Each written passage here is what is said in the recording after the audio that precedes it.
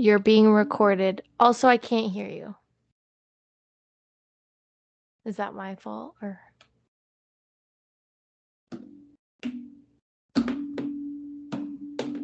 It's usually on Lucas's end. She says 1 minute.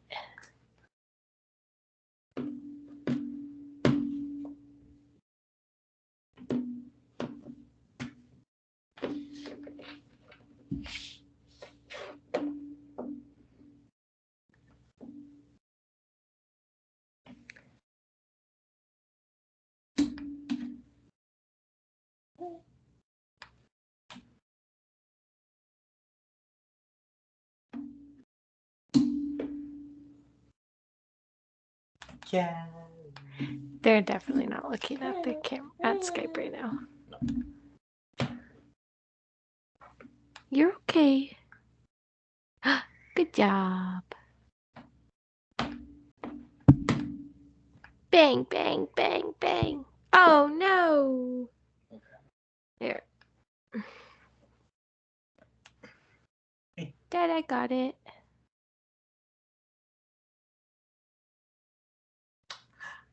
That's such a good toy. Yummy. It could be a bath toy. That could be a bath toy, you're right. Did she eat its nose off? Oh no, I was just looking at a weird angle.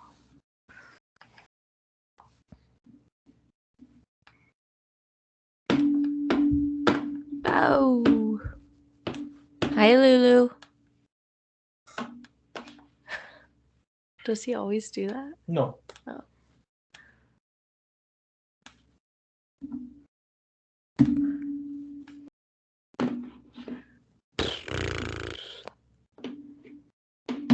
Whoa.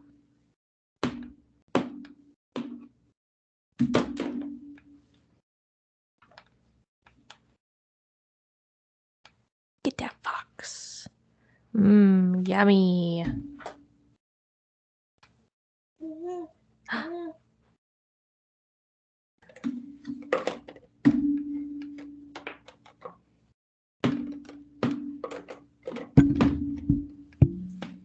Oh, can Uh-oh. she hear me? Oh, yeah. Good job, Lucas.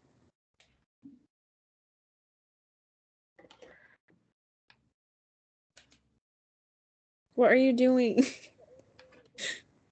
Where's the audio recorder? Callie. Up your Ouchie.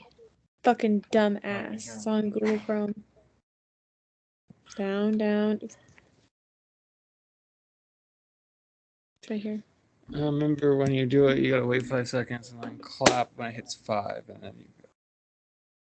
And then I throw myself off a bridge.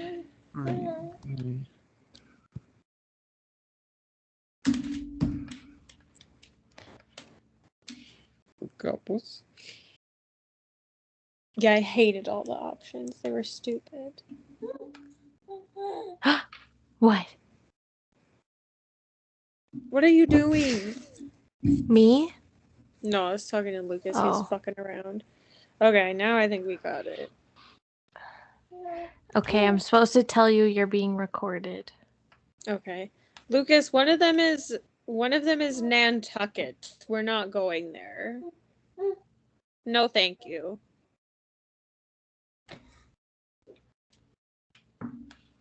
If you went to Nantucket, you'd fit in with this bird. We would. We're looking at No! we're looking at cheapest flights in the summer. Oh. Okay, time for you to go. Say bye-bye. Bye-bye. Fuck. Okay, I have my blanket. Okay, Brandon has a bunch of stuff to tell me.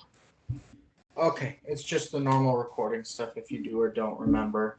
You guys have to create your own little intro. If you want to be Fry Tex the Bard and Quancho the Gay Auctioneer, We go don't. for it. No, I think already you have do. an idea that's better than that idea. I think you do. No. So you'll do the 5. Once you hit 1, 2, 3, record. You'll each record on your recording software. wait 5 seconds, and then clap when your recording says 5 seconds. What if we're not at the same time? That's what. So you're each gonna hit record whenever you say 1, 2, 3, play. You'll hit record, and if they're not at the same time, that's fine. That's just for me to line up the audio files. Okay.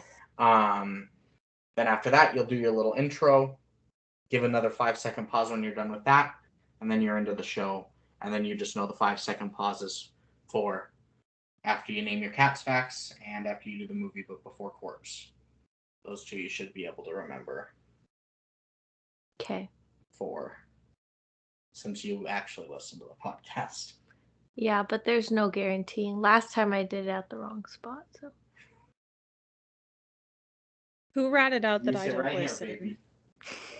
Ever. I think they already knew that. Well, Lucas knows because I tell him regularly. Okay, what are you doing? Writing them down for you. No, Alex knows. Brandon made a joke about how I don't ever listen. Did you tell him? Think he just knows? And otherwise, that should be it. I usually go to Audacity and I hit the record button, clap at 5, and then you can go back to Skype. So you I can think look Seth at it. told him.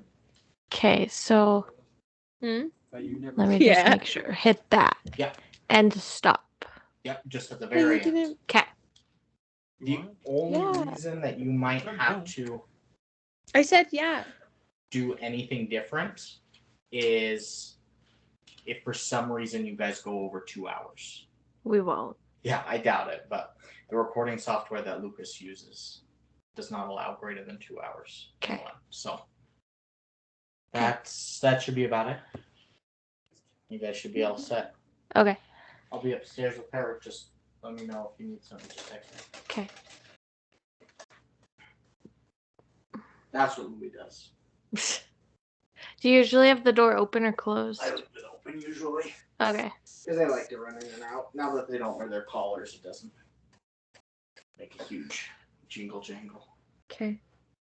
Jingle Jangle's the drugs in Riverdale. That's right.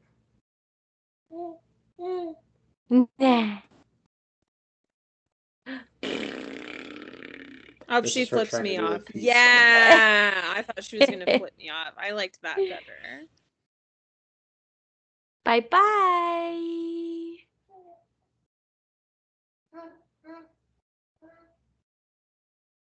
He's gone. Okay, so I told Lucas that I thought it would be super funny because the movie's on HBO and all of the March Madness is on HBO Max now. If our intro was me being like, Marina, have you been watching March Madness? And you being like, yeah, I've watched it. And me being like, it's really crazy this year. Like there's a lot of like sex in it this year. And you being like, no. And me being like, yeah. And then like one guy was mad because his wife got pregnant and then she got kidnapped. And you being like, I didn't see that. I missed that one. I missed that game. Then being like, maybe I'm not watching the right thing. And then going into the intro. Okay. I like that. So I feel like that's relatively easy. Yeah. I hate the intros. I know. And that was like the most like fast, but also like kind of like applicable thing I could think of. Yeah. Like actually makes sense. Perfect. One more sip of water. I think we'll be really fast. The movie was only like freaking an hour long. I know, and it literally was still too long because at one point I was like sitting here watching it this morning and I was like, fuck, it's gotta be almost over. And then I still had 35 minutes left. Oh my God. I was like, oh my God, what is happening? She like hadn't even said she was pregnant yet. And I was like, yeah. Okay. It literally could have been summed up into like half of the movie length, I feel like. Like nothing happened for half the movie. It was like a lot of montages of them like going on vacation. Yeah. That was like the whole thing. That's what I told Lucas. I was like, the only thing I took from this is that I really just want to like go on the ocean. And that was pretty much it. Okay. So we hit start at the same time and then count to Clap. 5 and then clap. Yeah. Okay. And then hold on. And then I have to go back to Skype, he said. Yeah. Fuck. Okay. I am ready whenever you are. Okay. All right. Do you want me to count? Okay. I'll count. Okay. All right. 1, 2, 3.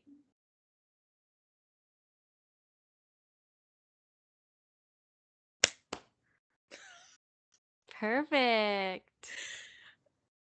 Marina, have you been watching March Madness? Yeah, I've seen a few games. It's really like, I don't know, it's cool it's on HBO Max, I guess, but it's really different this year. Like I feel like there's a lot of like sex scenes. I don't think that's usually normal for basketball. I think I didn't see that. You're missing out. The other game that I watched, one of the guys' wives got pregnant and he was mad and he left her, and then she had to go solve the kidnapping, and it was wild. It was the most interesting March Madness I've ever seen so far. Are we watching the same games? I've missed all of that. Well, maybe I'm watching something else. I think you might be.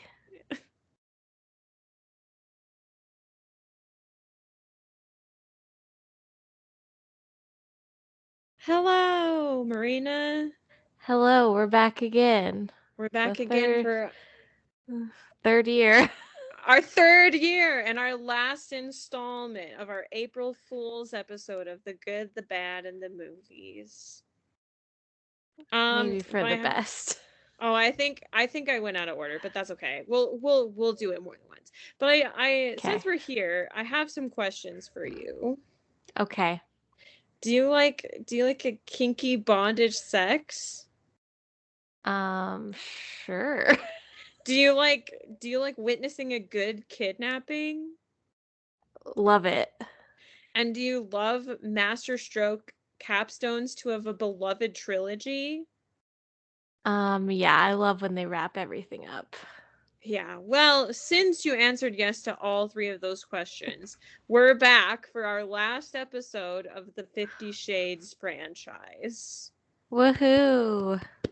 And we're gonna not give it all we got. Yep, and we're not drinking beers because we're not. Nope. 'Cause gross. They don't drink beer in the 50 Shades world. They only drink things that I would have to not pay my rent in order to be able to afford bottles of, probably. Yeah, that's probably accurate. So I have a water bottle and it's not super old, like I wouldn't die, but a coffee from this morning. Okay. So like I wouldn't get sick, but I wouldn't enjoy it. Yeah. It's probably like gets grosser every time you reheat it. And yeah. Yes. So if I really get tired, then I guess I'll suck it up and drink it. Yeah. I'm still feeding a baby, so I also have a bottle of water.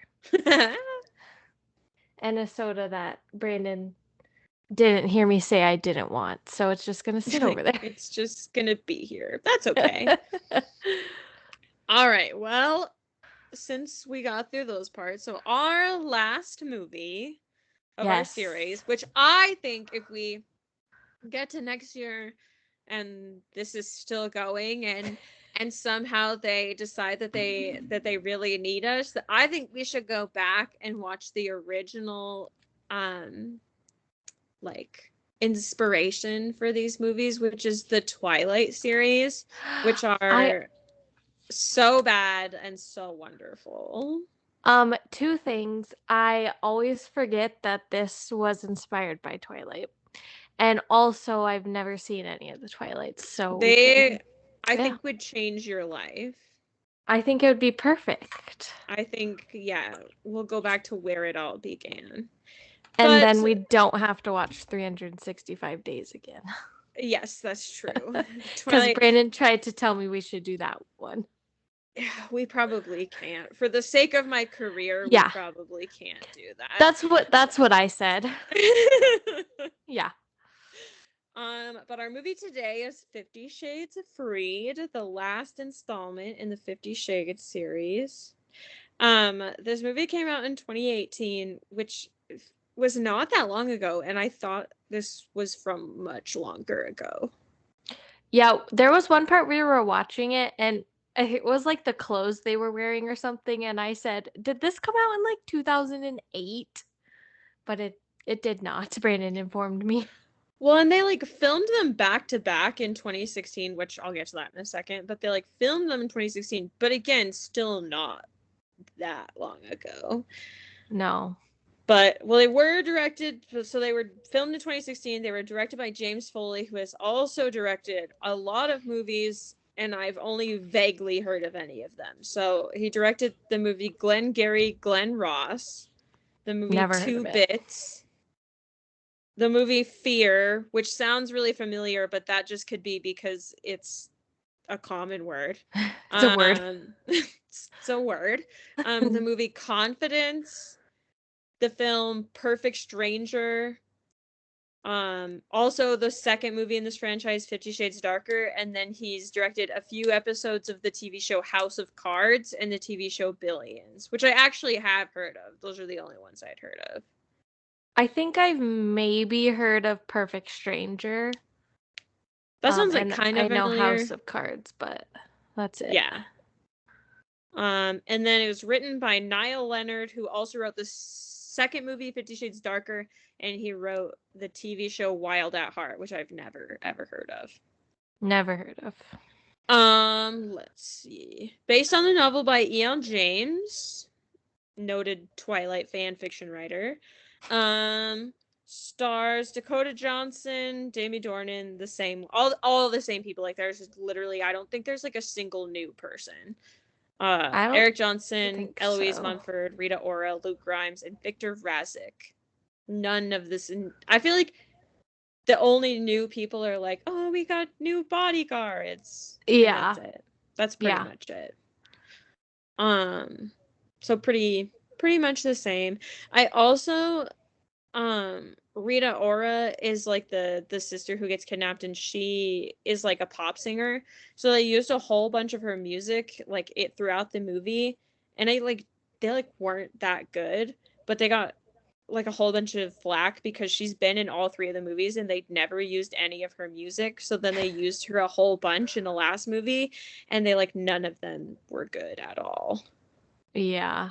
I couldn't tell you at all what Rita Ora looks like. Like, I did not know that was the girl that gets kidnapped. I thought her name was just in the credits because they used her music. No, yeah, she's Christian's sister. Okay. Yeah. Yeah, the music wasn't. I feel like the music in the second one was the best. I think so. I didn't like the music in this one that much. Because isn't the one from the second one the one that Taylor Swift did with the One Direction guy? That was a good song. I think so, yeah. And there was a Taylor Swift song at the beginning of this one, but I thought it was Taylor Swift, and then I like wasn't sure. Yeah. But I think that was it. Interesting. Okay, the plot says, believing they have left behind shadowy figures from their past, newlyweds Christian and Anna fully embrace an inextricable connection and shared life of luxury. But just as she steps into her role as Mrs. Grey and he relaxes into unfamiliar stability, new threats could jeopardize their happy ending before it even begins. I mean, it does sum it up pretty well, but it doesn't pull me in and make me want to watch the movie. No, not really. Lucas told me to do all of the bits for the history and the budget, but I'm not going to. So hopefully that's okay with everyone. Okay. Unless If you felt Brandon wants to, he can edit them in after. he can insert himself Yeah. into them. Insert clip here. I am I am tired, so I'm not gonna do all of the extra things. Yeah. But the history of the movie 50 Shades of Freed is a 2018 American erotic romantic drama film directed by James Foley, written by Niall Leonard, based on E.L. James' 2012 novel of the same name. So maybe that's why I thought it was like from a longer time ago. The book is only from 2012. Yeah. I do remember, like, I guess I didn't think about it, but I do remember the books and stuff being popular, like, when we were in high school. Mhm. So I guess that does make sense. I just hadn't thought of that Yeah. timeline. Let's see. Third and final installment of the 50 Shades film series, following 50 Shades of Grey from 2015 and 50 Shades Darker from 2017. Following the first film premiered in February of 2015, development on the sequels promptly began. By November 2015, Foley was hired to direct both the second and the third movies, which would be shot back to back in 2016. Principal photography on 50 Shades Freed began simultaneously with 50 Shades Darker in February 2016 in Paris and Vancouver, and ended in July of that same year. So they were all at the same time. Interesting. Lucas, It's interesting. Wait, they were filmed back to back to back? Lucas, since you're here, does Marina guess the budget, right? Okay. I'm not going to sing the song. Hopefully that's okay. I'll do it. You want to sing the song? Okay, come here for a second. They weren't filmed back to back to back. They did the first one, and then remember they didn't like the director because they said she like changed the movie too much. So then they fired her, hired a new director, and then did the second and third movies at the same time. Mostly because none of the actors stop. Mostly because none of the actors actually really liked each other that much. So I think they wanted to get it over with as fast as possible, kind of. I was gonna say, we'll get to this, but at the end of the movie, they have like a flashback montage, and one of the scenes, the main guy, Christian, looks like super young because the flashbacks from the first movie. So then I was thinking he changed a lot if they were filmed all together, but the first one wasn't. All right, Lucas, now do you want to do the budget song? Yeah. Okay. Nice Go. thumb. If you're doing the books, you better not fudge it. So let's play a game called Guess That Budget. Thanks. Budget. Okay. Now I gotta go back to my whole thing here. Okay. All right. Marina, what do you think the budget for this movie was? I hate guessing because it's always like wildly off. I know! Me too. So I have no frame of reference. Yeah. I'm just gonna say $500,000. I don't know. No, Tell me how bad it was. You're wrong by $54,500,000. The budget was $55 million. How was I so wrong? My frame of reference is always that I always remember, for whatever reason, that one of the like big giant Transformers movies they did was like 207 million, and that's like a huge budget. So I always try to put it between like 50 on the lowish end and 150 on the highish end. Okay, I'll have to remember that. Depending on embarrassing. Depending on like how good or shitty the movie looks, which like these movies are always super polished. So I guess $55 million for the fact that they like pretty much only have sex is like a lot of money. What do you think this movie made opening weekend? Okay, what did you just tell me the budget was? The budget was $55 million. Okay. I'm just gonna say 60 million. It did not make its money back. It made $38.5 million. Dang. Maybe by the People- third one, people weren't interested. I think people were over it. Yeah. What do you think this movie made US and Canada? I better just stay with my guess of 60 million. It made, you were closer this time, but it made 100.4 million. Oh my god, this is so embarrassing. Well, I feel like millions are whatever. No, I'm always so wrong. And then what do you think this movie made worldwide? 120 million? Okay, that one was pretty bad. Wait, what did you tell me the US and Canada was? US and Canada was 100.4. Okay, wait, can I guess again? Yeah.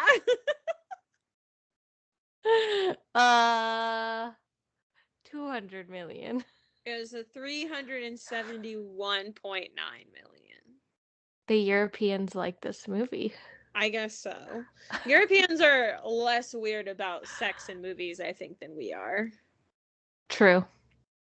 Okay. The taglines are as bad as you would expect, as they always are. Okay. The first tagline is Mrs. Gray will see you now, because the first tagline from the first movie was Mr. Gray will see you now. So it's a full circle, because now she's Mrs. Gray. Yeah, she has that little power move in the movie. Yeah. So, And then interesting. the other tagline, which is hideous, is don't miss the climax. Ugh, Yeah. that's so bad. Yeah. I like the first one so much better. Yeah, the first one at least is like a little bit of a like nostalgic thing. So it's like Yeah. a tiny bit better, but That's yeah. disgusting. But yeah. So bad. Yeah, so bad. I don't even, that one's so bad that the note, like the script note is like taglines of our own, and I literally can't. No. I can't make up anything worse than what they've already done. My tagline's gonna be it's finally coming to an end. They finally made it. Congratulations. Okay. I'm trying to decide. We always do the same for our cats facts, but I feel like, do we do the same or do we switch it up? Did we do the same for the first two? I think so. I don't want even to say it. It's so bad. I know. I'm trying to see if I can think of another one. Should we just do let's do freed facts, because it's That's 50 what I was Shades gonna Freed. suggest. Yeah. Okay. Yeah. Okay. Cool. So we're gonna do our freed facts.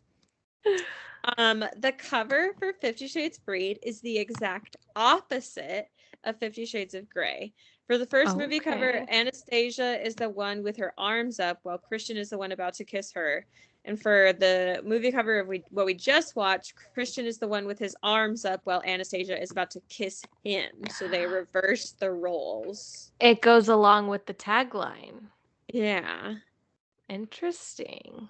I wonder if anybody noticed that. I don't know. Probably not.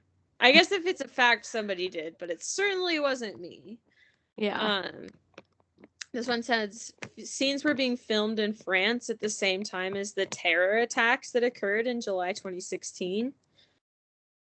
Let's see. Some of the filming was done at Canadian singer-songwriter Sarah McLaughlin's home.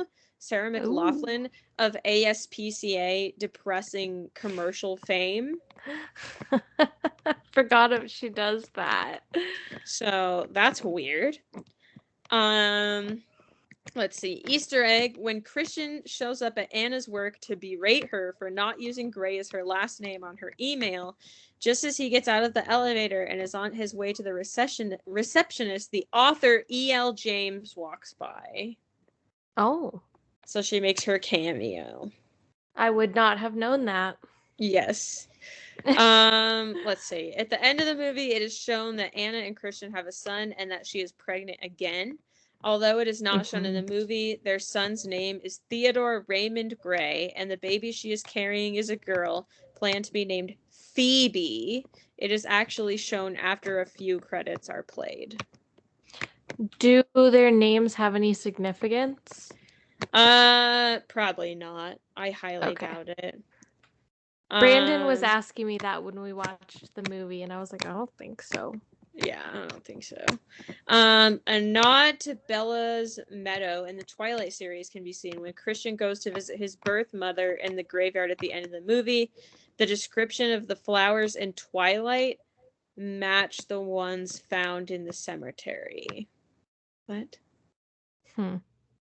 Okay, that seems a little deep, I'm not gonna lie. I think somebody really dug to get into that. And it was nominated for the Razzies Worst Picture. Of course it was. Yes. It looks like it didn't win, which I guess is something. But I feel like we literally had this exact same conversation because now I have to know what did win. The last time we did this, I think it was the exact same thing. Because it didn't win, and I want to know what won. The Emoji Movie. That holds up. Yeah. Also done on this podcast. Yes. Yeah. Okay. Well, that was the end of my facts. So now let's get into the movie. I'm ready. Nicole Kidman skit. I don't know if I can do that. Wait, are we supposed to pause? No. Okay. See, I get it wrong every time. That's what it's built in here because I know last time I was like, I tried to pause like so many times because I couldn't remember. I was like, let's just pause after everything we do. Quick break.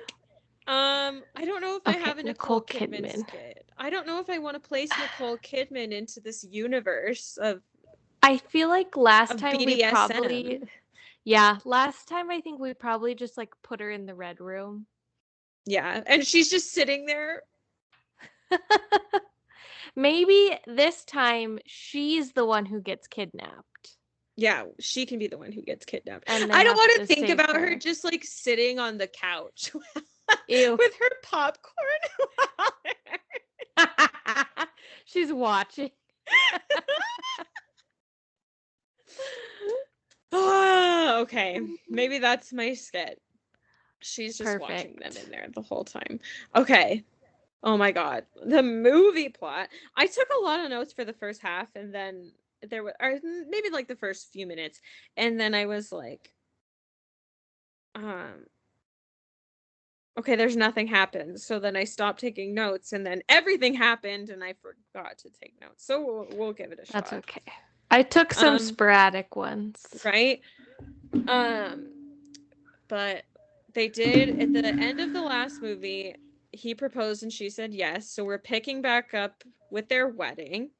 And I understand like the like cinematic like idea of them being like the only two people in the room, but I genuinely thought that they might have actually just been getting married with nobody there because that seemed like something that they would do kind of. Yeah. And we didn't really see like any of their wedding really, but right away when she's getting dressed in her wedding dress, I said to Brandon, her wedding dress is probably really ugly because that's very fitting for this movie. But then we didn't even see it, so I don't know. No, I literally like thought that the only time you really see her is like during the reception, and she has like this really like lame bun in her hair and her makeup's like really washed out, and I was like, oh my god, she just like looks so depressing. Yeah, she's just so plain. Yeah and then as soon as they like flashed to her like honeymoon outfit or whatever when she was like in the little like power suit and her hair was all down, and I was like, she looks way cooler leaving for their honeymoon than she did during her wedding. Yeah, I agree. But they go on their honeymoon, and as usual, they got married when she didn't actually know anything about him. So they like went up to this plane, and she was like, "You own this?" And it was like, "You fucking married him. Like, Literally what do the you first mean note I took. you Yep. don't know?" And then it was Yeah. so bad because it's just the whole classic like bad Christian Grey responses, which is his entire role was he was like, "No, we own this," and I was like, "No, bad, stupid. Yeah. No, she doesn't own this. She is like she should still be a poor college student, and you are a billionaire. She does not also own this plane." Yeah. I was just like, if the person you're dating has a private jet and like they haven't taken you on it before you get engaged, like I don't know, it just feels weird. That's Feels bullshit. like yeah, I don't know if you I should should be have known by engaged. now. Yeah. You didn't even want to take me on your private jet. Yeah. Yep, literally the first So note I took. yeah. So they go on their honeymoon, they go to Paris, they go to the Louvre, they go to all these places, and It's a then giant montage. giant montage. First of all, did you catch the like only shot that they get of her ring the entire movie? They No. only get like one shot of her. Her ring is, I mean, like, duh, because it's a billionaire. Fucking colossal. Her Massive. ring is so big. And I was like, yeah, I Dang. guess that makes sense. But like, yeah, ring's huge. You like only see it once the entire movie, but her ring is so big. Huh. I missed Um, that. yeah, so you go on this like whole montage, and then their honeymoon is like in 5 different parts. Because Yeah. first they're in the city, then they're on a ship, now they're on the beach. So she actually goes on like 4 honeymoons. Yeah, Which is they went bullshit. a lot of places. There was one part, the part where they're on the boat or they're like getting on the jet ski to go back to the boat. And I forget what me and Brandon were talking about, but we were basically saying like, "Oh, what kind of boat do you think it is?" And Brandon was like, "Well, he owned that private jet, so he obviously owns like a mega yacht." Yeah. Well, and that's what I was thinking, because then they're on the yacht. Now I gotta freaking find that note that I had. Because then they're on the yacht. Hold on. We skipped a whole part though, because yes, they are on the yacht, but before they go back to the yacht, that's when you find out that someone's breaking into his office while they're Oh on yeah, their when honeymoon. she's like naked on the beach. Yeah. And they're just like, what I don't understand is that it seems like they so easily let this person into his office. Uh-huh. Like they were just handing him the keys, like they didn't check him or anything. Yeah, Like, they saw his beige janitor outfit and they were like, "Yep, you must be good." you must work here. Obviously you work here. But yeah, they do go to their ship. Obviously, I felt the same way. Like I think he must own it. And that's where you get to their first sex scene, because he was mad that she took off her swim top on the beach, even though they were on like a literal nude beach. Oh yeah. And Mm-hmm. so then you get into their first sex scene. And it's a good point that you brought up that it's his yacht, because my first thought was, did he pack all of these chains for their honeymoon? Because A, super heavy to put on your plane, but I guess it's a private plane, but it just feels like it would have taken up a lot of room. So Yeah. obviously it must be his ship that he just gets to keep all of these things. He has like a second like smaller red room where he keeps in everything the yacht. Yeah. in the yacht. I think Yeah. so. It's like a portable room. Yeah.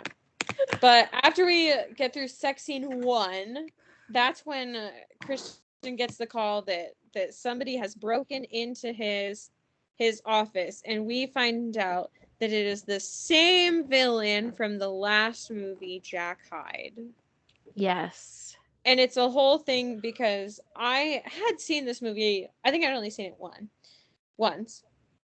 But I just kept thinking until I finally like remembered why there was like the whole villain arc or whatever, that I was like, why does this guy give a shit what is going on with Christian Grey and his wife? Like, he was like, I just could not understand why he was like so obsessive about the whole thing, like all the way from the Yeah. beginning. Like, Yeah. now I get it. He's obsessed because he got fired from his job and he's trying to get revenge, but I didn't really get it ever.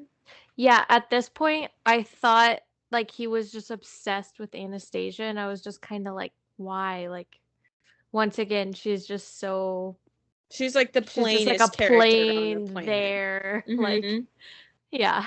I was like, why is everybody in the world? She's like, I don't know. Everybody, I was like, why is everyone making such a big deal out of this very normal person? Yeah. But yeah, so that's what I thought too. So I was like, I just don't understand how he is not just done. Like, I really think he should have been over it by now. Yeah. But we find out it's the same villain. We still don't really know why. But they get home from their 300-part honeymoon, and she comes into her new house with her new husband, and they have hired 2 new bodyguards, and because he's apparently very, very worried about what's going on. Yes. Off topic, but one of the bodyguards was an actor in Pretty Little Liars. The girl or the boy? The boy. The boy. Yeah. It took me a minute to figure out why I recognized him, but I could see that. He was very like young boy handsome, which I think was on purpose. He played like the popular athlete, like high school popular boy who threw parties in the woods. That Very makes much sense. his That look. makes sense. Yeah. Yep. Yeah. Yep. So now they have all this new security, and they're in their new house. Anna's cooked dinner. They're about to enjoy their first meal in their house as a married couple, and she makes a joke about being pregnant and realizes that they're fucking married, and she's never asked him if he wanted kids or not. Yep. Second note, didn't talk about having kids before they got married. Yeah. And he like was such a baby about it, but I was just like, oh my god. Oh my god. Yeah. So many conversations you should have had before your wedding. Yes. Yes. Yes. So that's like this weird argument, but whatever. So she goes back to her real world, goes back to her job, and comes back from her job and finds out that while she was getting married, while she was on her honeymoon, she got a fucking promotion. Yeah. How do you even do that? And the girl who's telling her is like clearly annoyed, as like she probably should be, like, you got a promotion and you weren't even here. You didn't even have to be here to get your promotion. And I was like, okay, honestly, I am on team coworker, because like, while the rest of us were here, you got a promotion, and that's bullshit, and we all hate you. Like, yeah. Far more realistic. So then she's at work and talking to her first like promotion author or whatever, this, that, or the other thing. And Christian literally storms in the middle of her meeting because he's mad that she's not using his last name on her new email. Yeah. Which, like, if I was Anastasia, like, in the real world, and maybe this is just my personality, but I would have been so embarrassed that my husband was, like, storming into my meeting. Yeah, she handles it. She literally is just like, is fine with it after like 2 seconds. I would have been like, dude, get the fuck out of here. Yeah, literally. Literally. And then I was also thinking, like, he's getting so mad about her not using his last name, which is like fine. Like, I don't know. I don't really care if people don't change their last name when they get married. But just once again, like, it's another conversation you probably should have had before you got married. Like, wow. You guys talk like you've been dating for like 5 minutes. Yeah. But yeah, so his apology is to pick her up in a fancy car and say that he has a surprise for her. That's his apology. My first note about this whole thing is that they walk to this car like it is a Rolls Royce. They have spent $500 million on this car. It's Yeah. an Audi. Like, An he's like, no, Audi you can't drive. R8. You can't drive it. It's too special. And I'm like, it's an Audi. Like, lots of people fucking own it. This is no. Like, no. You can let her drive your car. It's not. No. This is ridiculous. And he drives her in his fancy, not fancy car to this house that looks like it came out of American Horror Story. Super old and on the hill. Yeah, because he has apparently bought it for her. Which to me was just one more thing that I was like, okay, she should be like, what are you doing, you crazy psycho? But not this one. No, this one she's okay with. Yeah. This one she's cool with. I just don't understand her thought processes. Or his, but... Like, some things are fine, some things are absolutely unacceptable. Yeah. Anyway, yes, the house is, I think, definitely haunted. But, like, also, like, this giant house in the middle of Puget Sound. And they meet with this architect, this very hot woman, who's apparently going to be their architect. And her first thing is to just knock it all down, which was, like, the most depressing thing of all time. Yeah, even though it's definitely old and haunted, it is still, like, big and pretty, and I don't know. You could definitely rework it, but I don't know if you have to knock the whole thing down. Yeah. That's also, it's kind of like the private jet. That's also just like a level of money that I'm like, Jesus Christ alive. Like, let's knock down this $1 billion house and build a $2 billion house. Yeah. But yeah, so they're arguing about whether or not they should knock the house down, and Christian has to like walk out for something, and Anna just tells off this architect. It's like the only time that she's like, I shouldn't say it's like the only time. I don't know. It was kind of annoying because usually she's like, I want to be my own person. But then when it comes to other women that she feels threatened by, she's like, listen, bitch, like, this is my husband. Stay the hell away. She like suddenly gets a taste of Christian's power and like uses it over another girl. Yeah. Which is like kind of awkward. Yeah. But they leave. So they leave the house. They're going to go back home. And apparently now she's allowed to drive the car, which again is just an Audi. And they accidentally lose their security. And the minute they lose their security, they end up being followed. Which, what a coincidence that is. She can drive like a race car driver enough to lose her security, but not to lose the person that's following them. Yeah. Who also is following them in a Dodge Durango. I know. And also, okay. So all these different things, right? And then they get back into the city and they're having this car chase. I've been to Seattle. You cannot fucking, this is so unrealistic. You cannot do it all. And they were driving like downtown Seattle. No, she's driving like 80 miles an hour in the middle of one of the most touristed places in America. Like, this is not, this is ridiculous. I've never been, but I just imagine it being like gridlocked all the time. Yeah. Like, you can't be swerving in and out of traffic. And going 80 miles an hour. Like, no, this is ridiculous. But apparently she can, and they finally get away from their chase, their car chase. And so what is the first thing they do? Have sex in broad daylight in their car, which does not have tinted windows. And they're in a parking lot, like, next to two different cars. Like, what if somebody came to their car next to them? It's not even like a parking garage. Like, they're in open air. They're in the middle of like, they're in the middle of the city. Yeah. But just that was so exhilarating. They have to have sex right then. Lucas, you look sweaty. From the club? That's nice. Lucas went for a run.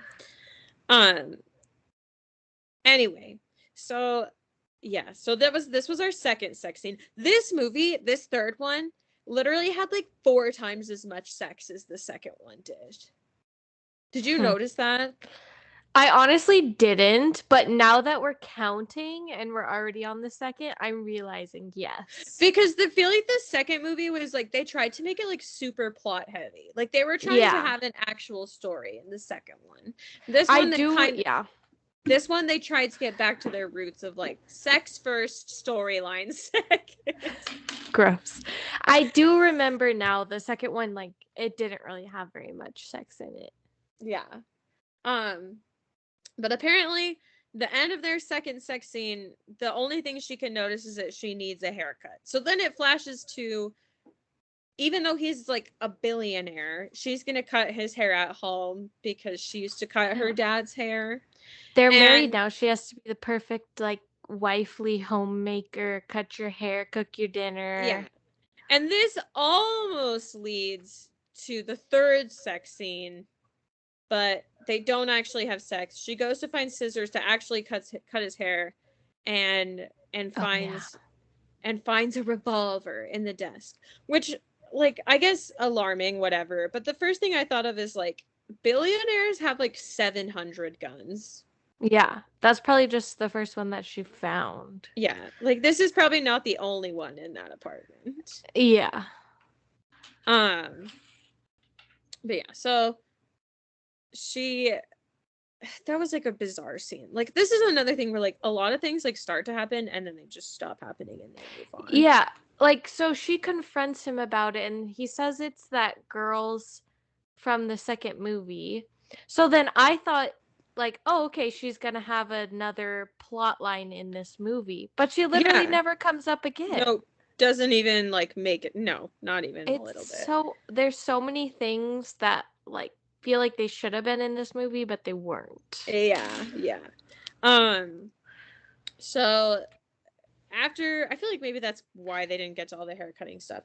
He has to go to New York for something, and he's very concerned because he's convinced that something's going to happen with Jack Hyde and all their extra security, and she swears that she's going to be fine. She's going to stay home. She wants to go to work, all these different things. So she goes to work and decides at the end that she's tired of being caged up in her house and she wants to go get hammered with her friend. And while they're there, she finds out that Christian hasn't just hired security for the two of them. He's hired security for the whole family, and he's afraid that they're all going to be under attack by this one man who we still don't really understand why he hates them all so much and is out to get them. Yeah. So up until this point, I thought, well, I said it earlier, I thought that Jack Hyde I thought the whole thing was coming from Anastasia's side. I didn't realize like he was really connected to Christian at all, other than I thought it was just because she married Christian. Yeah. But now when she finds out like his family's involved, now I'm starting to get like more of a sense like that he's more connected to Christian versus like I thought it was just because Anastasia wouldn't have sex with him. But But yeah, so now she's like a little bit concerned because she feels like there's all these secrets. But she gets drunk, she goes home, and magically I don't know, it's like we're supposed to be suspenseful, but you knew that something was going to happen because she didn't go home when she was supposed to. Yeah. And you knew something was going to happen because she went to turn on the lights and they didn't turn on, which is like the very obvious, like, oh shit, okay, someone's in the house. Yeah. Oh, when they're in the elevator and she tells her security guard to not tell Christian that she went out, and then he was like, oh, Christian already knows. And then like it feels suspenseful. I thought it was just Christian. I was like, okay, Christian's obviously going to be home. I did too. But no, it ended up being Jack Hyde again, who shows up with a knife. Shows up with a knife and is going to kidnap her, which very short-lived because there's like 700 bodyguards in the house and they all detain him and get rid of him. So there's the whole thing. Christian finally comes home. He's mad, whatever. Anna goes to work the next day and it's in the news, and her coworker, who clearly doesn't actually like her, pretends to care and is like, oh no, are you okay? But doesn't actually want to know if she's okay. She just wants to know all like the hot gossip details about what happened. Yeah. Yeah, I thought it was weird that, like, well, it's, like, very obvious that this coworker doesn't like her. Yeah. And it's the same coworker that was like, "Oh, you got a promotion and you weren't even here for it." And so it was just, like, very obvious, but then I was also like, I don't know, I couldn't read her vibe. Like, it was clear she didn't like Anastasia, but also she wanted to know all the gossip. I don't know, it was just, she was like an odd character. I couldn't pin her down. Mm-hmm. But she gets done with work and goes home, and we think we're about to go into sex scene 3, but then it becomes a whole thing that he doesn't actually want to have sex with her. He was just mad at her and wanted her to feel bad because he felt bad that she didn't listen to him and then almost got kidnapped. So he's just like sexually torturous to her. They don't actually have sex. Okay, I was gonna say, is this the scene where she has to use their safe word because he wouldn't let her come? Yeah. It was so, it felt like, I don't know, it was like so unnecessarily aggressive. And then she was like crying, like screaming their safe word, and I was like, this is so dramatic. Yeah, super, super dramatic. Ends up being a whole fight. It's everybody else's fault. Obviously, maybe this is not the marriage they thought it was going to be. All these different things. So, they fight and then they make up immediately like they always do. Of course. And then I'm trying to remember. This is like close where I stopped taking notes. Oh, yeah. That makes sense. This is when, because they fought, and then Christian's like, forgiveness for everything is just to like take her on a plane or a helicopter. Yep. Yep. So they go to Aspen. Yeah. Yep, they go to Aspen. He brings all her friends because the whole fight was about how she never gets to see her friends. Then we have another. So obviously everything's better. Yeah, then it's like another essentially montage of like her with her friends. They have sex. Her friend thinks Christian's brother is cheating on her. She ends up. They end up getting engaged. Like very. Yeah. Their life at Aspen is very idyllic. All the good things happen. Yes. Also, the sex scene in this, when they're in Aspen, they're like having sex in the kitchen in the middle of the night. She's like putting ice cream all over his body, and I just couldn't help but think how sticky it was going to be the whole time. This was like the only scene that Lucas saw when he was like in and out this morning, and he was like, "What's happening?" And I was like, "I don't know. Like, just like, what's always? This is the only thing that happens in the whole movie. Like, this is it. Yeah. This is the entire movie." Yeah. And Brandon just wanted to know what flavor of ice cream they were using. A very Brandon thing. Yeah, so they get back. This is where I stopped taking notes. This is like very close to when she finds out she's pregnant, isn't it? Yes. Because don't they get back and she has to like talk to the detective again because they want to let Jack out on bail.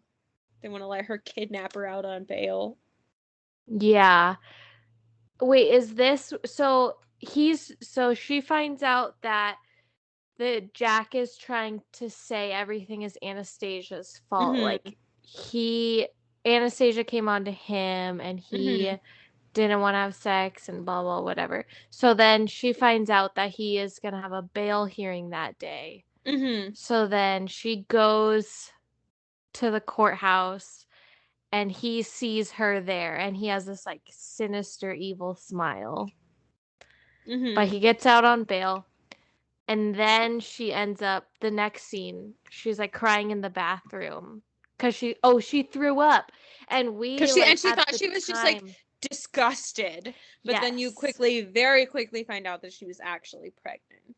Yes, so we think she throws up because she's so disgusted, but then the next scene, she's in the doctor's office, and the doctor is like, "Well, the shot only works if you get it regularly, and I've been calling you for 3 months," like, indicating she hasn't had the shot in at least 3 months, so clearly she's pregnant. Mhm. Um, and then she tells Christian, which I love that. I at least appreciate that it's just like she gets it out of the way so fast. Like she doesn't beat around the bush. Like she tells him so fast. Yeah. But this is the minute like this could have been literally the beginning of the movie, and then they could have like stretched out all the other parts because this is like Yes. the only action that happens in the entire movie. Yeah, and it's, like, the last 30 minutes. Yeah. She tells him she's pregnant. He's fucking like the biggest he literally like a 14-year-old boy would have handled this better. A 14-year-old finding out that he got his 14-year-old girlfriend pregnant would have handled this better than this billionaire man who is married and is a full adult. Like he's like Yeah. 30, He 30 throws a something. full tantrum. Full About how tantrum. their life can't be perfect, this, that, or the other Yeah. thing. The And he baby's storms gonna out. take her away from him. Yeah. And he storms out, and it's this whole thing. She thinks that he's never coming back. And the most like uncharacteristic thing of the entire 3 movies is that he went out and got drunk. Like, I would have been more surprised if he slept with like 74 women than having him come back hammered was more surprising to me than having him like go out and accidentally crash a helicopter or something. Yeah. Like I expected 100 different things than him coming back hammered because he's so like doesn't do anything that normal people do. Yeah, he has, like, complete self-control. He would never let himself get drunk. Yeah. But again, comes home, throws another tantrum. And she Mhm. finds out that he was with the lady who like taught him how to have sex when he was like 15. The adult woman that he was fucking when he Yep. was 15. Yeah, his Um, mom's friend, mhm. Mrs. Robinson. Yeah. So then in the morning they get in a fight about that. Okay, I have a And note about this fight. okay. They're fighting in the bathroom while she's getting ready for work, and she's getting dressed, and the only thing I could focus on was the fact that she put her tights and her shoes on before she put her dress on. She Ooh. fully put on, like, I understand putting your tights on but then putting your dress on and then your boots. No, she put her tights on, fully like zipped up her knee-high boots and still had no dress on. It was all I could think about. Interesting. Good for her. Yeah. Bizarre. But yeah, so they get in this big ass fight, and now they don't know if their marriage is gonna make it. This is this whole big thing. Yeah. And this is literally all of this fucking is happening. There's like 20 minutes left in the movie. You don't know how it's gonna end. She promptly gets a call from Kate, her friend, and they like have this weird, awkward, emotional moment. And you think that the ending is just going to be about like the pregnancy, whatever. And then Mhm. she gets another call from Christian's sister, picks it up, and it's Jack Hyde because apparently they did let him out on bail. And apparently he went out and kidnapped Christian's sister. Yes. So he talks about like how easy it was to get around her security guard. So he just has her kidnapped somewhere. He's just like standing in the woods by a river with her phone. Mm-hmm. And we haven't seen the sister yet. So I was kind of confused. I was like, is she actually kidnapped or is this just like a weird thing he's doing? Mm-hmm. But then you do see her and she is actually kidnapped. But he's very like manic and making like demands and Demanding yeah. $5 million. And she totally is like just fully like, okay, I'll go get you $5 million. Like, no biggie. Like, that's fine. She just goes to the bank, and it's like this whole thing of like this bank is like, are you sure? And she's like, yes, I'm sure. So they're like, okay, we'll give you $5 million. That's fine, whatever. Um, like they were just good. They just did it. Like they didn't Yeah. even care. Yeah. Their biggest concern was that the bags were heavy for her to carry to her car. Yeah, and and Jack says, like, don't tell anybody that you're doing this, blah, blah, whatever. And the only protocol that the bank went through was to call Christian and make sure that it was okay. My favorite part about this is that they had this big ass fight wherein they basically talked about how she didn't, like, they weren't sure if their marriage was going to work. So the automatic assumption, like, at first, yes, is like, are you leaving me? Which, okay, makes sense. Like, I'm taking the money and leaving. But then he has this change of heart where even though she doesn't say anything, doesn't answer, he's so, like, self-assured and sure that nobody could ever leave him that he Yeah. was like, she's not leaving me. Something's wrong with her. Like, oh my Yeah. God, she could never leave me. Obviously, this has to do with something else. Where it's like, I'd fucking leave you. Like, that's what she should be doing. But he knew, which is like, yes, that's actually what was going on. But I was like, that's shitty for you to assume that, like, no, Yeah. she'd never leave me. He just like, yeah, he was just like, there's no way, like, it has to be something else. And he just Yeah. knows. Yeah. But then it's a whole thing where Jack is somehow so smart that he immediately realizes that everybody else already knows about him and his kidnapping, whatever, and tells her that she has to get rid of her phone before she brings him the money. And this wonderful, friendly bank, one of the guys at the bank, when Anna A demands to use the emergency exit, which is a weird thing, and B demands to borrow one of their phones, even though her phone is literally in her hand. And they were just like, okay. Yeah, like at no point did they think like, this is weird, maybe we should call the police or something. Like, Yeah, they're just doing whatever she says. Like, does Christian own this bank or something? Like, I don't get probably. it. But she finagles it to, even though Jack told her to get rid of her phone, she switches her phone in the bank's phone. So she keeps her phone with her and leaves behind this random cell phone so that it looks like she got rid of her phone so that Yes. people can continue to track her location. And the car that she gets into from the emergency exit that's going to take her to Jack Hyde and give him the money and get Christian's sister back, the driver is none other than Anna's shitty coworker, Yes. who is And now, apparently in cahoots with Jack Hyde. yeah, it finally all makes sense. Like, that's why she didn't like Anastasia, Mm-hmm. and she's working with Jack. Mm-hmm. So they get there. She makes it. She has her money.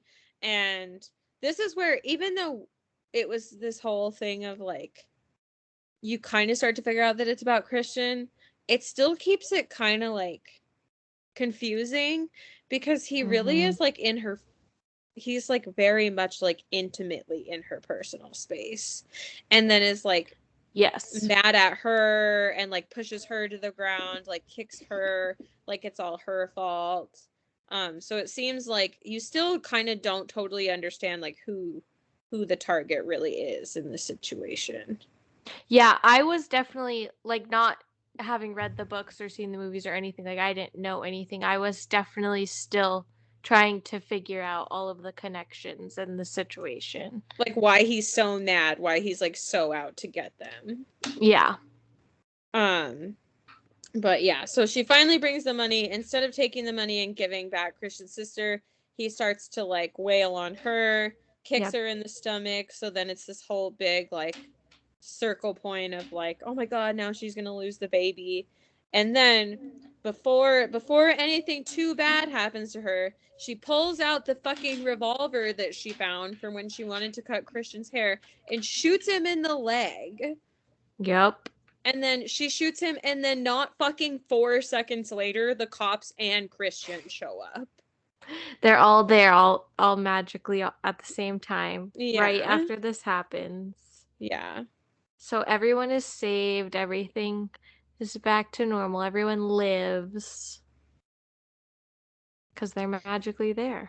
They are magically there. And because all of this magically comes full circle, Christian realizes that he really does want to be a dad, and he really does want to stay married to Anna, and they're all going to be a big happy family.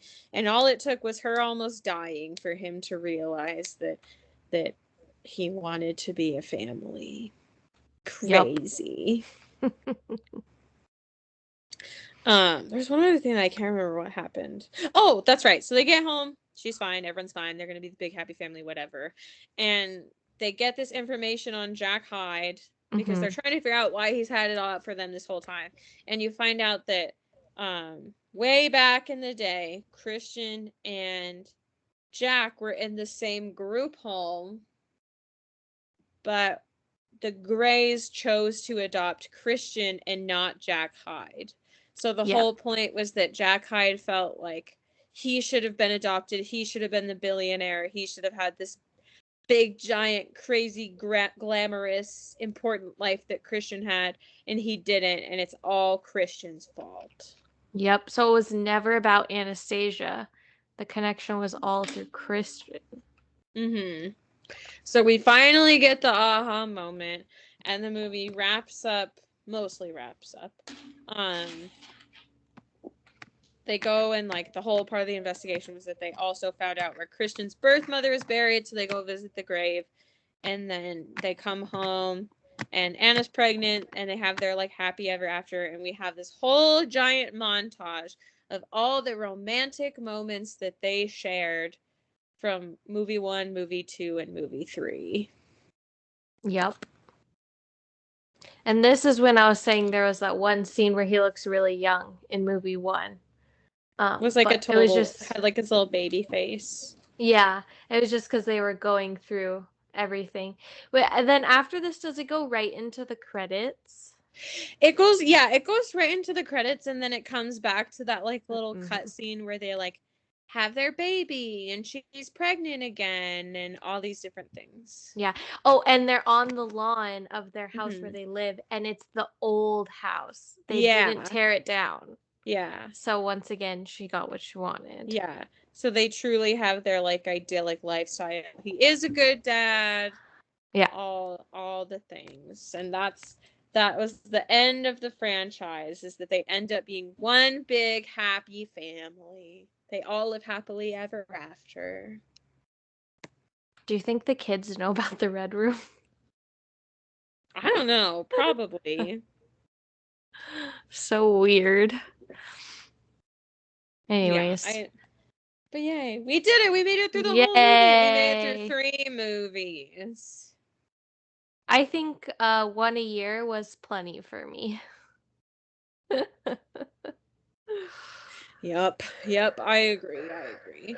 But all right. Do we pause now?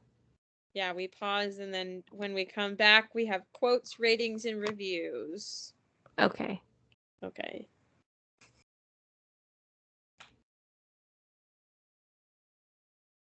And we're back. We did Yay! it. Now we have our quotes, ratings, and reviews. I have quotes, but I feel like I don't have very many. I think I only have one. That's I fine. think I was supposed to write down more, but I didn't. Oh, that's okay. My first quote was when they first drive up to the private jet to go on their honeymoon, and she says, "You own this?" And he says, "No, we own this." It's so gross. And then, let's see, my second quote was during their first sex scene when he puts all the handcuffs on her, and she starts to pull on them, and he says, "Don't pull, they'll bite." And I wanted to throw myself off a cliff. I immediately wanted to stop watching. And then that might be the only one I had. Those might be the only 2 I had. I think those were the only 2 I had. Okay. Mine is from the very end, a scene we forgot to talk about at the very end when they're showing their, like, new idyllic life. And he he's playing the piano and she lays out a pair of jeans for him and she texts him like, "I'm waiting for you in the red room," basically. Mm-hmm. And so then he goes in there and he says, "You're topping from the bottom, Miss Gray, but I think I Oh can live with yeah. that." Ugh, Yeah. it's so gross. Yeah. I thought about that one too. Yeah. And I forgot to write it down. That's perfect. The whole, it's so hard because it's like the whole line, the dialogue is so shitty that it's like we Mhm. could have just repeated the entire dialogue because there's so Yeah. many. Like I was telling Lucas earlier, because he was kind of watching like peripherally, when they're like screaming at each other when he's like the morning after he's like hammered and mad Mhm. about her getting pregnant. That's like the only good dialogue of like all three movies when they're like screaming at each other and they're mad at each other. That's like the Yeah. only good like dialogue, the only good like actual acting of the entire franchise. Yeah. Even Brandon said that like in that one scene after it was over, he was just like, "Wow, there was actually some good acting from her there."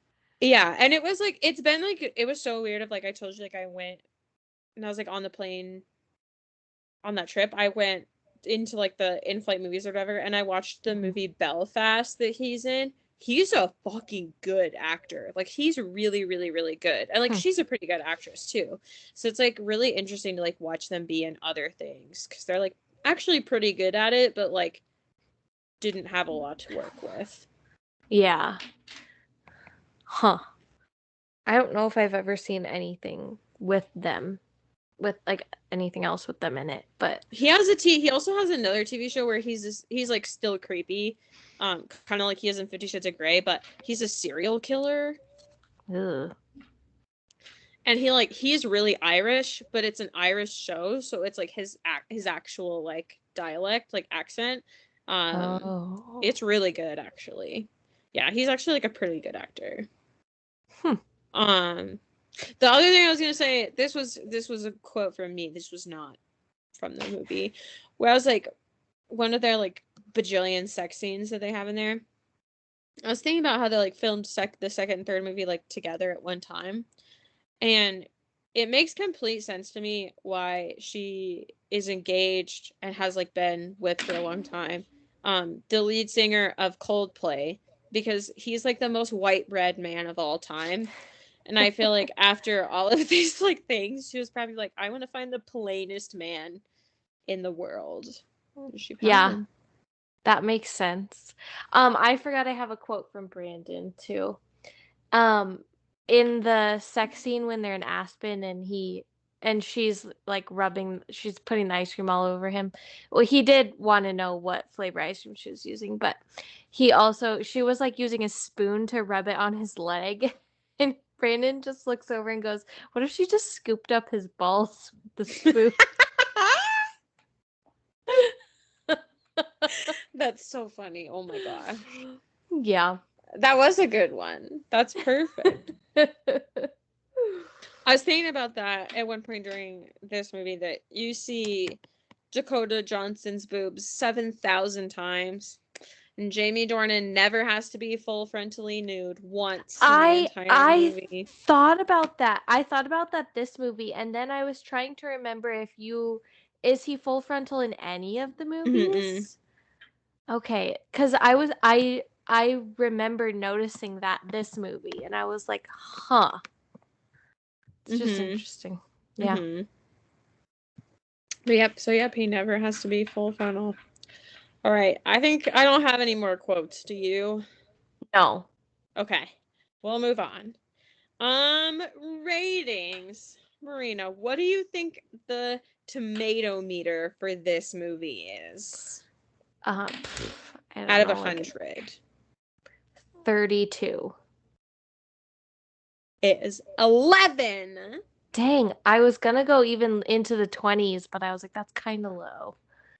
Dang, so But that's people the were actual, really over it. but that's the reviewers. Like the actual reviewers. Oh, What do you okay. think the audience Rotten Tomato was? 32. 38. So you were actually Okay. super Yeah, close. I thought the first one was audience. What do you think the Metacritic score of this one was? So still critics, but on IMDb. 20? 31. Oh, it's So way you would higher have than been the other super one. close, yeah. And then Yeah. what do you think the IMDb user review score was? 28. 45. Okay. So So people liked it IMDb all around is higher a than. little bit higher, yeah. Yeah. What would you give this movie? I don't know, like a 2.5 out of 10. I was gonna say 2 or 3. That's where Yeah. I was too. It's just Yeah. like, I don't know, like if it was on and it was like the only thing to watch, like I probably wouldn't turn it off. But like I don't think I'm ever going to choose to watch it again.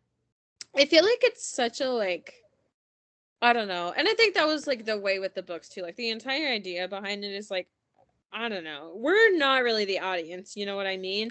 Like I think Yeah. the entire audience is very much like it's like women who regret the way that their lives went, who go Yeah. back and watch their like escapist romances kind Hmm. of.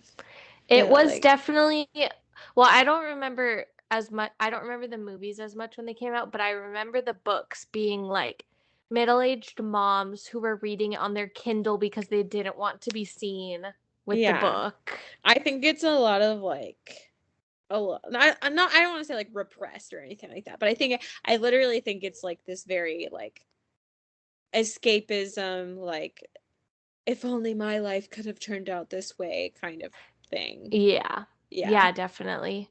And I think they came out too at a time where like I don't know, like and maybe it was just because I was a teenager, but like I feel like sexual things weren't as like open topic as Mhm. they are now. Like you see on social media like girls just talk about sex, but that definitely wasn't a thing Mhm. when these books were coming out. So I No, think I the agree. moms were like I think it like opened up like I guess one positive thing like it sounds kind of cheesy, but like I do kind of genuinely feel this way. Like one positive thing is that I think it like opened up the door for like I don't know, like a little bit more openness. I think just about yeah. like for anyone, whether it's like whatever age you are, um, of just like we weren't, I don't know. It kind of goes back to like when you talk about the 50s where it's like sex is for the man, where it's like no, sex is Yeah. for everyone. And I think like you said, like I think opened up the dialogue for like women a lot. Yeah. Which I think like I don't know, kind of awkward because it like shouldn't, like you don't think it would because it's very like male dominated, but I think it Mhm. kind of did. So that's cool, I guess, in a way. Yeah. I don't know. I don't want to read the books, but I kind of do just to like compare them to the A part of it's movies. like a little bit fascinating because there's like the books and then they also have the same three. So the original books are from Anna's perspective, Which right? is kind of what the movie is, I feel like. Yeah. But Yeah. then she released the three books. She re-released the three books again from Christian's perspective. Hmm. And I they're feel like like we've talked about this before. they're fucking nasty. Like they're super gross. Ew. Yeah. But a little bit of it is like you said, like so many people read it and so many people were into it. Like a little bit of it's like kind of fascinating to be like, Yeah. why were people so like Yeah. are Well, the like and are the books like that entertaining? Like do they really pull you in? yeah. Well, and I kind of feel like the movies like were so bad that I'm Mm-hmm. like I want to know if the books were that bad too or if the movies just did a bad job or what. Mm-hmm. I don't know. Interesting. I know. But all right, we only have our reviews left. Okay. We Okay. can do it. The We're first cruising. review, the first review is from Mark Kermode, and it says, I think it's a critic interview. And it says, the dialogue is very terrible, and the problem, therefore, is that the actors have to wrestle with very terrible dialogue. Exactly That's what the you whole, said. yeah, that's the whole review. And then this one is Jason Bailey from Vice, and it says, its makers have somehow convinced themselves that there's not only a story we care about, but an arc to be followed. All right. So the critics agree with us. So the critics are not feeling it. Yeah. And then the user reviews, I have a few of these. The classic ones, I have Little Songbird. It says, concluding, while very marginally the best of the 50 Shades Freed, is still pretty dreadful. It is very early on in the year, but my prediction will be by the end of it that the film will be one of the worst of the year. 2 out of 10. Do you agree that this is the best out of the 3? I think it got back into like the second one did a better job with like having an actual storyline, but I think this one kind of got back to the point of like, okay, well there really is no storyline. Yeah. Like people So are just here for the sex. yeah, so like I guess kind of sort of I agree. I think they're all pretty much 2 out of 10. This one might hit like a 2.5. Yeah. This one from Snoopy Style is super funny. Okay. Anna Steele and Christian Grey get married, but they don't get to happily ride into their ball gag sunset. Her old boss, Jack Hyde, returns as well as other hurdles. The characters continue to be two-dimensional and emotionally confused. Her character held a little hope in the first movie, but all that is gone now. The relationship is unappealing. Simply put, I don't love their love. The most boring part of the movie is the shocking love scenes. It's shockingly stale and unsexy and long and repetitive. The plot with Jack Hyde could have been okay, but the story grinds to a halt. The characters don't hold much rooting interest, and the movie is too boring to even be campy fun. 3 out of 10. I pretty much agree with everything. The Twilight movies are campy fun. They're bad, but they are campy fun. Like there's a little bit of the like cult classic like awkward teen movie entertainment about it, yeah. But yeah. This one from No God No Master says, we finally come to last but least in the trilogy. The adult fairy tale continues, as does the kinky sex after marriage, as I have now seen Dakota Johnson naked more times than my wife. The writing, which was borderline before, falls off a cliff as we pursue a B film ending with Mr. Hyde being an unlikely, highly intellectual antagonist driven purely by envy. Nice ad for Audi. 4 out of 10. Yeah. It definitely was an Audi ad. Yes. This one from Bevo, it says, hey, they have finally given up on the painting to concentrate. Oh my gosh. Okay. I'm trying to understand what this means. They have finally given up on the painting to concentrate on the blindfolds, whipping, and handcuffs, etc., featuring the very underrated serial killer Jamie Dornan. 10 out of 10. I only kind of understand, but that's okay. I think he's saying they finally gave back into the sex, basically. Okay, I think so. But he was happy about that. Yeah. Letterboxd user Tony says the whole theater cheered when she parallel parked. 2 out of 5 stars. Okay, I forgot to comment on that. It was in my notes. Like, she's rushing to get the money, and yet they have to show a scene of her parallel parking. Yeah. Like, was that important? I love that. And then the last one is from Letterboxd user Bella, and it says, at one point in this movie, Christian Grey is looking in the fridge for food in the middle of the night. Anastasia surprises him from behind. Christian exclaims, oh, I was just looking for you. And collectively, the entire theater practically screams, in the fridge? 1.5 out of 5 stars. That's funny. I didn't catch that. That's super funny. It seems Um, like everybody pretty much has the same opinion as us. I think that the third one was just like, okay, let's get this over with. Yeah, like let's be done already. Yeah, and one of the things that I think is like kind of funny is that anytime I've like seen a couple times where they've interviewed Jamie Dornan and they're always like, "Do you regret doing this?" And he's like, he always says no, and he always talks about how it like wasn't a good experience, but he always says that he like literally made so much money that it has like set him up to like work when he wants to work, not work when he doesn't want to work, and like work on projects that he like feels really passionate about. So he's like said like even though it wasn't like the best experience, like I don't like regret that I did it. Yeah, it ended up being worth it. Mhm. Huh. Well, that's nice for him. I want to know what the connection to Twilight is. I Like, are think these based off of certain characters? so. What happened was, and I have to go like way back in my like bank of knowledge from when we did this the first time, but she was like super into the Twilight books and was like literally started writing this as like an online like fan fiction. It literally is a Mm-hmm. fan fiction. But I think so if you watch even if you just watch the first movie, um it's very much like Kristen Stewart's character and Robert Pattinson's character. Oh, okay. Because the Kristen Stewart's character is like very girl next door, like tomboy, like awkward, quiet. Yeah.